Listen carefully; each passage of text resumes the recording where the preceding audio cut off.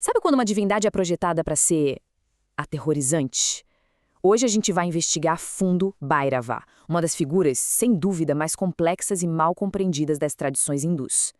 Ele é, ao mesmo tempo, a personificação da destruição e da proteção. E desvendar esse mistério é uma jornada que vai do medo mais visceral até o entendimento filosófico mais profundo.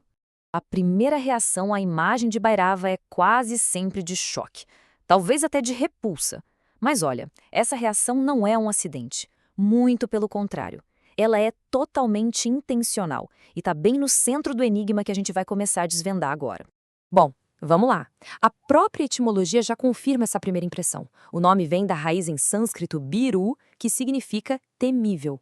Então, o terror não é um efeito colateral da imagem dele, é a própria identidade. Foi projetado para ser assim. A grande questão é por quê? Para a gente responder essa pergunta, a nossa investigação vai seguir estes 5 passos. A gente vai começar encarando de frente a aparência chocante dele, para depois mergulhar nos mitos de origem. Daí, vamos revelar uma reinterpretação filosófica que é surpreendente, explorar o papel dele como protetor e, por fim, entender qual é o propósito sagrado por trás de todo esse terror.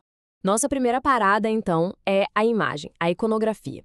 Vamos analisar como é que os textos e a arte descrevem Bhairava para criar uma figura que não é só assustadora, mas deliberadamente perturbadora e por isso mesmo poderosa. Agora, o que chama atenção aqui são os detalhes. As fontes, como os textos dos Agamas, descrevem ele nu, sabe? Livre das convenções sociais, com presas afiadas e o cabelo em chamas. Ele usa cobras como se fossem joias e é muitas vezes encontrado em crematórios, esses lugares que ficam na fronteira entre a vida e a morte, geralmente acompanhado por seres bem macabros. Cada um desses elementos é um símbolo que vai construindo essa persona aterradora. Essa tabela aqui ajuda a gente a organizar as ideias. Bhairava não é um demônio qualquer isolado, ele é uma manifestação direta de Shiva. A montaria dele, o cão, é um animal que muitas vezes está associado a presságios, ao que é considerado impuro. E as armas, como o tridente, a taça-crânio, só reforçam esse domínio que ele tem sobre a vida e a morte. Mas de onde é que vem essa figura? Para entender a função dele, a gente precisa voltar nos textos purânicos, onde uma história fundamental explica não só a origem, mas o propósito inicial dele. Essa é a história central. Brahma, o criador, é consumido pelo próprio ego. Em resposta, Shiva não manda um exército, ele se torna a própria fúria encarnada. Bhairava nasce para punir o orgulho divino direto na fonte. O ato de cortar a cabeça de Brahma não é só violência, é a aniquilação do ego.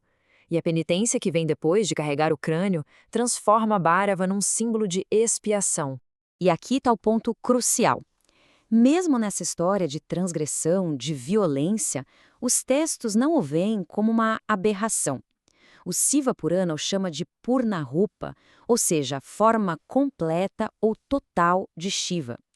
Isso sugere que a capacidade de aniquilar o ego e de confrontar a escuridão é uma parte essencial e não separada da natureza divina. Mas a história não termina aí, de jeito nenhum. A filosofia tântrica, principalmente o shivaísmo da Caxemira, pega essa figura aterrorizante e a eleva para um patamar filosófico completamente novo e eu diria até radical. E é aqui que a nossa análise dá um giro de 180 graus. De um lado, a gente tem a visão purânica, Bhairava como uma espécie de executor divino, com uma tarefa específica. Mas do outro lado, na visão não dualista do shivaísmo da Caxemira, Bhairava deixa de ser só uma manifestação de Deus. Ele é a própria realidade suprema. Textos como o Vijnana Bhairava Tantra o apresentam como a consciência última que permeia absolutamente tudo. O nome Bhairava passa a ser um rótulo para o tecido do próprio universo, para o absoluto. E essa ideia está codificada no próprio nome dele. A tradição esotérica decompõe o nome num acróstico: Ba para manutenção, Ra para destruição ou recolhimento e Va para criação ou projeção. Ou seja, Bhairava é aquele que, sem cessar, cria, sustenta e dissolve o universo. Ele é o próprio pulso cósmico. Ok, muita filosofia, né? Vamos trazer essa ideia grandiosa de volta para o chão. Como é que essa potência absoluta se manifesta no mundo prático? Bom, como um poderoso protetor. A tradição descreve os Ashtabhairavas, os 8 Bhairavas. 8 formas principais que agem como guardiões das 8 direções do universo. Pensa neles como sentinelas cósmicas, cada um com suas próprias características, garantindo que a ordem do cosmos seja mantida e protegida. E sobre esses 8 guardiões principais, a tradição enumera um total de 64 Bhairavas. Esse número não é aleatório. Ele simboliza a presença completa e total dele em todos os aspectos da criação. Ele está, literalmente, em todo lugar, protegendo cada canto da existência. Isso nos leva a um de seus títulos mais importantes, Kshetrapala, o guardião do território. Nessa função, ele é o protetor vigilante dos espaços sagrados, garantindo que a santidade de um templo ou de uma cidade seja preservada. E a principal ferramenta de proteção dele é justamente a sua aparência aterradora que afasta as forças negativas. A gente chega agora na síntese da nossa investigação. Como vimos, o terror dele não é só para punir, mas também para proteger. Juntando a iconografia assustadora, o mito da punição do ego e a filosofia do absoluto, a gente pode finalmente reexaminar o propósito profundo do terror num contexto espiritual. Essa distinção aqui é a chave para entender tudo. O medo que Bhairava inspira não é o horror de um filme que nos faz temer pela segurança física.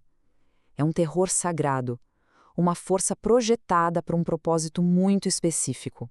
Então, o ponto crucial é este. O horror comum te aprisiona no medo. O terror sagrado de Bhairava te liberta do medo. A aparência feroz dele não é uma ameaça ao nosso corpo, mas sim ao ego, às nossas limitações, à ignorância. Ele nos aterroriza para que possamos transcender o que nos aterroriza de verdade. E assim, a gente termina com essa provocação. A jornada de Bhairava nos mostra que, às vezes, o caminho para a libertação não passa pela paz, mas pelo confronto direto com aquilo que nos causa mais pavor. Talvez o verdadeiro propósito de uma divindade tão assustadora seja dar a coragem de olhar para o abismo interior e não recuar.